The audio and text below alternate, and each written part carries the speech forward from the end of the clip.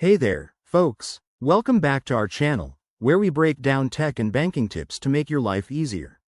Today, we're diving into something super handy: how to see your Kotak virtual debit card in 2025. If you're a Kotak Bank customer, you know how convenient virtual cards are for online shopping and secure transactions.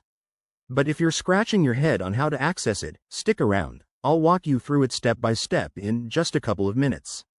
First things first, make sure you have the latest Kotak mobile banking app installed on your smartphone.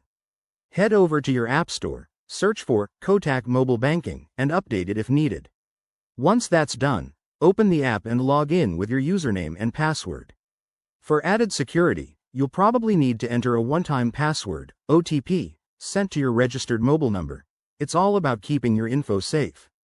Now, once you're logged in, navigate to the dashboard. Look for the Cards or Accounts section. It's usually front and center.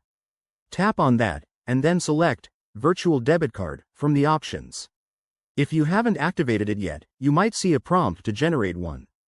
Just follow the on-screen instructions to verify your identity, and voila! Your virtual debit card details, like the card number, CVV, and expiry date, will appear on your screen. A quick tip: always handle this information carefully. Don't screenshot it or share it publicly. If you run into any issues, like the card not showing up, double-check your app version or contact Kotak's customer support through the app's help section. By now, you should be all set to use your virtual debit card for your next online purchase. It's that simple. If you found this guide helpful, give it a thumbs up, subscribe for more banking hacks, and drop a comment below if you have questions. Thanks for watching, and see you in the next video.